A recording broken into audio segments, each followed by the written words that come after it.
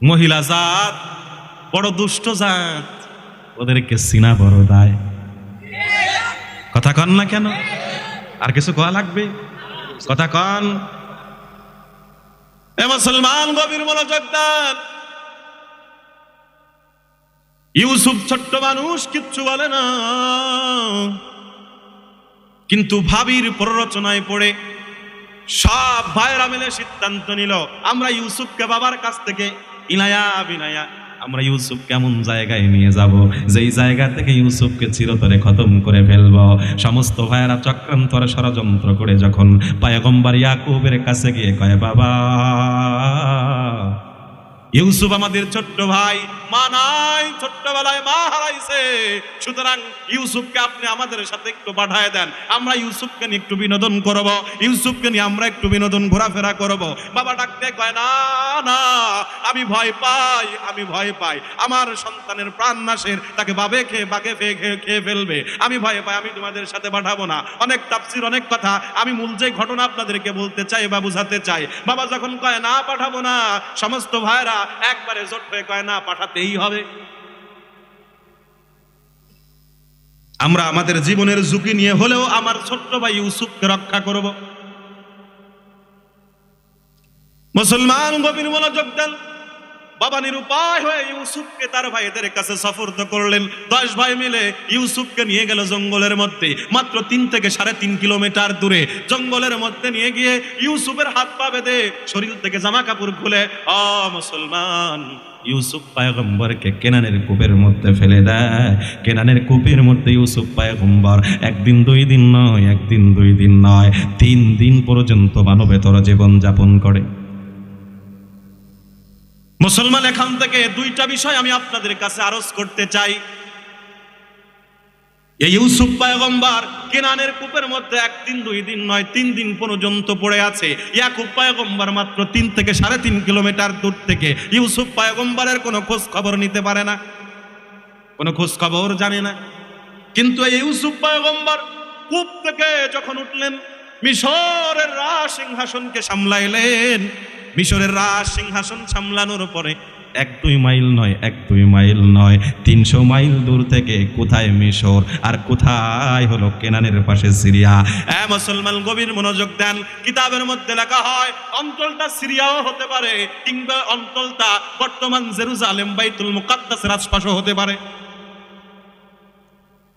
350 mile দূর থেকে পয়গম্বর ইয়াকুব ডাক দিয়ে কয়, উম্মতেরা, আমি ইউসুফের ঘ্রাণ পাই, আমি ইউসুফের সন্ধান পাই।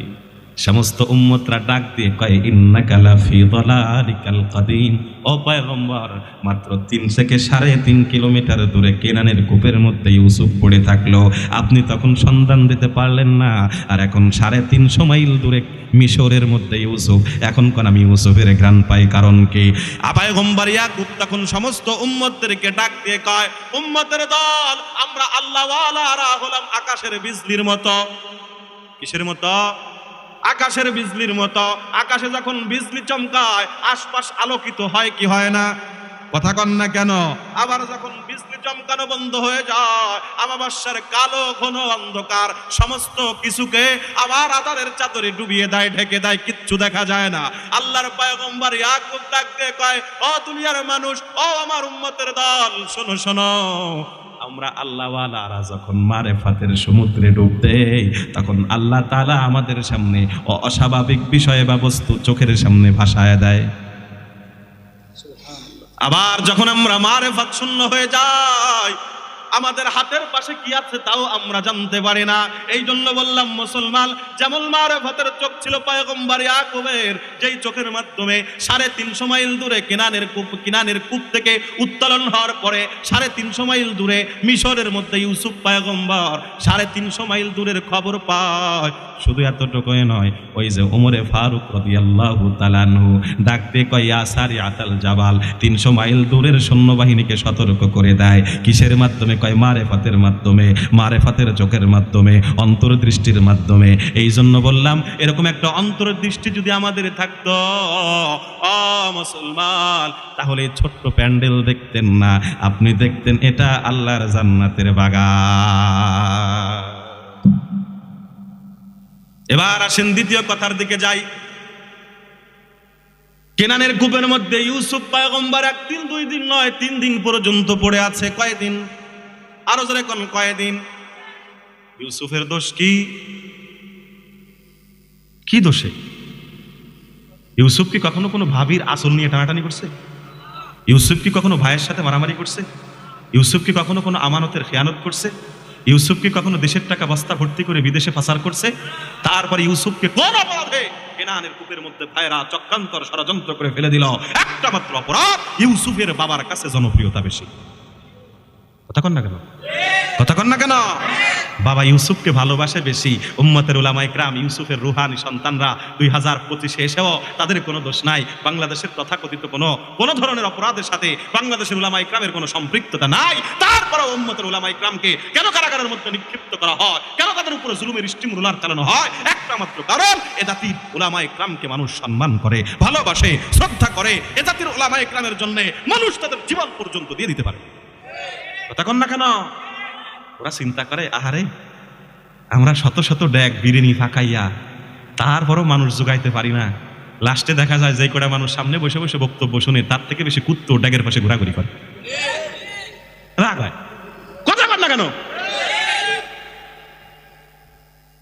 ওরা চিন্তা করে, আহারে আমরা এত কষ্ট করে রাতে রাতে ভোট পর্যন্ত চুরি করে আমরা নেতা হই, আমরা এমপি হই, আমরা মন্ত্রী হই, আমরা প্রাইম মিনিস্টার হই। আর যে জাতির উম্মতের উলামা ইকরামের জন্য মানুষ জীবন পর্যন্ত দিয়ে দিতে পারে, এ জাতির একজন আজহারির মাহফিল শোনার জন্য 5 দিন আগ থেকে মানুষ স্টেজের সামনে বসার জন্য 5 দিন ধরে অপেক্ষা করতে পারে, সে জাতির উম্মতের উলামা ইকরামকে যদি আমরা এভাবে খোলা মাঠে ছেড়ে দেই, অচিরে আমাদের গতিতে উম্মতের উলামা ইকরাম বসবে। এটাই একমাত্র কারণ। আপনারা আমার একটু বলেন, বঙ্গবন্ধু শেখ মুজিবুর রহমানকে হত্যা করা হলো, কোন উলামা ইকরাম করছিল? শহীদ প্রেসিডেন্ট জিয়াউর রহমান হত্যা করা হলো, কোন উলামা ইকরাম করছিল? জাতীয় 4 নেতাকে হত্যা করা হয়েছে, কোন উলামা ইকরাম করে নাই।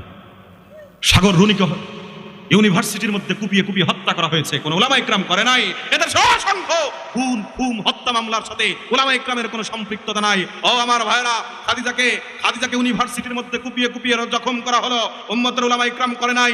জাহাঙ্গীরনগর বিশ্ববিদ্যালয়ের মধ্যে 1 ছোটা ধর্ষণ করে ধর্ষণের সেঞ্চুরি উদযাপন করেছে, উম্মতের কোনো উলামা ইকরাম করে নাই। আমার ভাইরা, অসংখ্য প্রমাণ আমরা দিতে পারবো। এদেশের কোনো চুরি ডাকাতি ছিনতাই রাহাজানি জেনা ব্যভিচারের সাথে উম্মতের কোনো সম্পৃক্ততা নাই। তারপরে উম্মতের উলামা ইকরামকে কারাগারের মধ্যে নিক্ষিপ্ত করা হয়, উম্মতের উলামা ইকরামের উপরে জুলুমের স্টিম রোলার চালানো হয়। একটা মাত্র কারণ, এ জাতি উম্মতের উলামা ইকরামকে জীবন দিয়েও ভালোবাসে। কথা কোন ঠিক কিনা?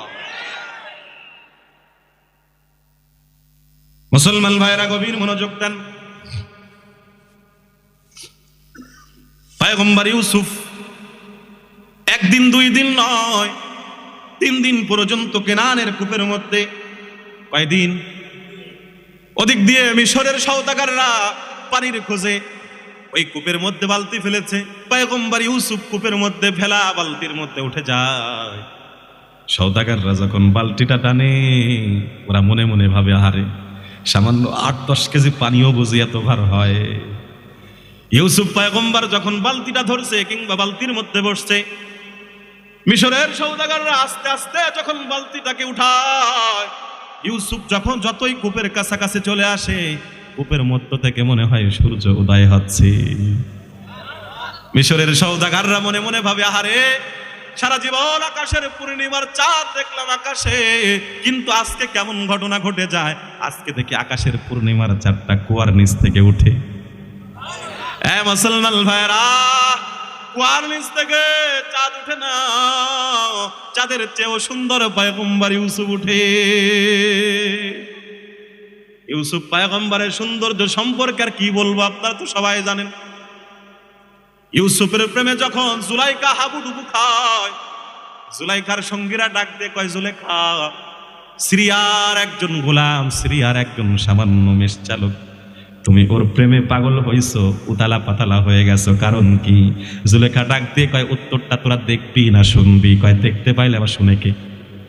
কথা কন না কেন? জুলেখা কয়, ঠিক আছে, অমুক দিন আমার বাড়িতে তোমাদের আমন্ত্রণ করা হলো, নিমন্ত্রণ দেওয়া হলো খাবারের। সমস্ত সঙ্গীরা খাবারের গোল টেবিলের মধ্যে যখন বসছে, হঠাৎ করে ইউসুফের সামনে থেকে পর্দাটা যখন সরায় দেয়, মিশরের মহিলারা, জুলেখার বান্ধবীরা তাদের হাতের মধ্যে থাকা ফল কাটতে কাটতে তারা তাদের হাত পর্যন্ত, মিশরের মহিলারা ইউসুফের সৌন্দর্য দেখে হাত পর্যন্ত কেটে ফেলেছে। আল্লাহর নবীর কাছে আম্মা জান আয়েশা বলে, ইয়া রাসূলুল্লাহি ওয়া ইয়া হাবিবাল্লাহ, পয়গম্বর ইউসুফের ব্যাপারে যে সৌন্দর্যের বর্ণনা আমাদের কাছে দেয়া হয়, আপনি কি পয়গম্বর ইউসুফের থেকেও কি আপনার সৌন্দর্য কম? পয়গম্বর ডাক দিয়ে কয়, না, ওই মজলিসের মধ্যে যদি পয়গম্বর ইউসুফ না থেকে আমি থাকতাম, মিশরের মহিলারা তাদের হাত কাটতে কাটতে কলিজা পর্যন্ত কেটে ফেলত।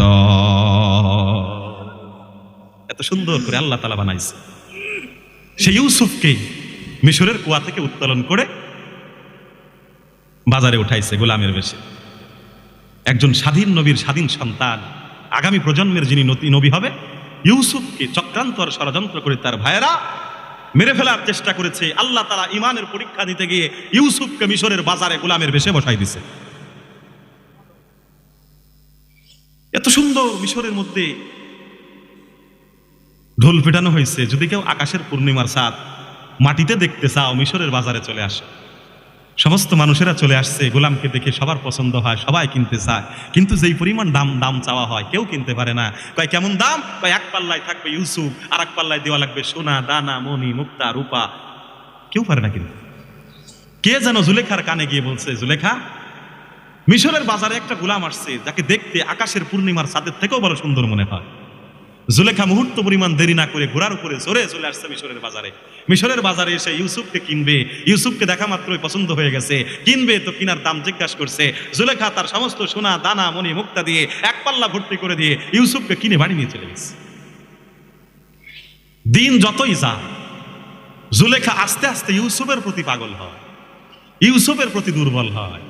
মুসলমান, আমি কিন্তু পুরো ঘটনা বলা আমার উদ্দেশ্য না, আমি অনেক কাটছাট করে মূল কথা, আমি যেই জায়গা যেতে চাচ্ছি সেই জায়গা আমি প্রায় কাছাকাছি চলে আসছি।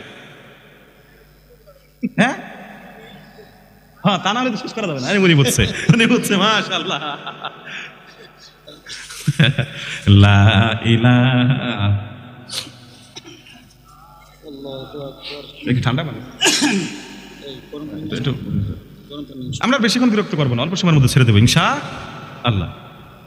11টা 19 বাজে, 11:30 বেজে গেল, 10 মিনিট আছে। 10 মিনিট আমরা ফিনিশিং দিয়ে দিই নাকি ইনশাল্লাহ? হ্যাঁ হ্যাঁ, না বাজান 12টা পর্যন্ত দেরি হয়ে যাবে। হ্যাঁ, সবাইকে 12টা পর্যন্ত, পিছনে যারা, মাশাআল্লাহ, দেখি চেষ্টা করে দেখি কত দূর যাইতে পারি আমরা ইনশাল্লাহ। মুসলমান ভাইয়েরা আমার, গভীর মনোযোগ দেন।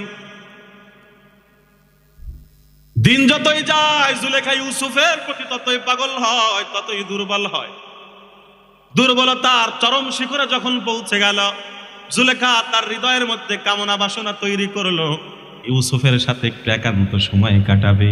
একান্ত সময় কাটানোর জন্য জুলেখা একটা গোপন রুমের ব্যবস্থা করলো, যেই রুমের ভিতরে ঢুকতে হলে 7টা গেট পাড়ি দিয়ে ঢুকতে হবে। মুসলমান ভাইরা গভীর মনোযোগ দেন, গভীর মনোযোগ দেন কাসনার মুসলমান। গভীর রজনীতে রাজনীতিক কোনো আলোচনা হয় না। আমরা কোরআনে কারিমের মধ্য থেকে আহসানুল কসাস, সবচেয়ে উত্তম ঘটনা শুনতেছি। এখান থেকে কিছু মেসেজ নিয়ে বাড়ি যাব, রাজি আছি তো ইনশাআল্লাহ? ও যুবকরা, জীবন পরিবর্তন করতে হবে, শুধু ঘটনা শুনলেই হবে না, এখান থেকে কিছু মেসেজ নিতে হবে। পারবো তো ইনশাআল্লাহ?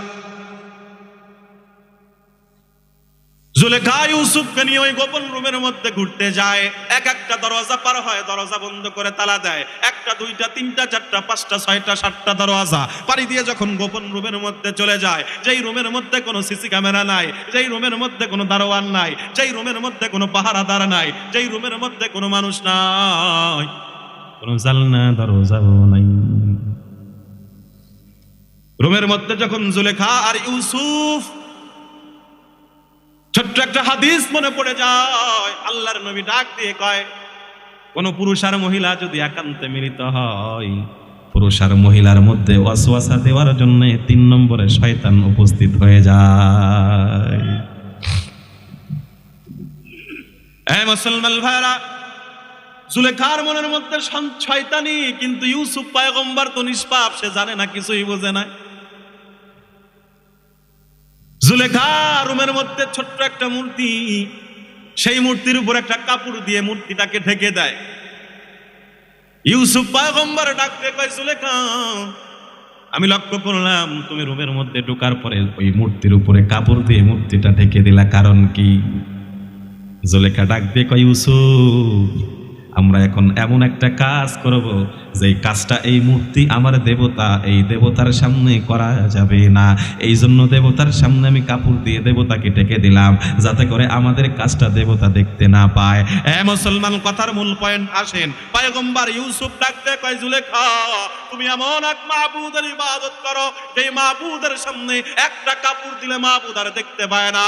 ও জুলেখা, আমি ইউসুফ এমন এক রবের ইবাদত করি যেই রবের সামনে একটা কাপড় নয়, একটা আসমান নয়, দুইটা আসমান নয়, 7 আসমান দিয়ে 7 জমিন দিয়ে যদি আমার রবের সামনে ব্যারিকেড দেওয়া হয়, আমার রবের সামনে দেওয়াল দেওয়া হয়, আমার রবের সামনে পর্দা দেওয়া হয়, তারপরেও আমার রবের দৃষ্টি থেকে গাফেল হওয়া যায় না।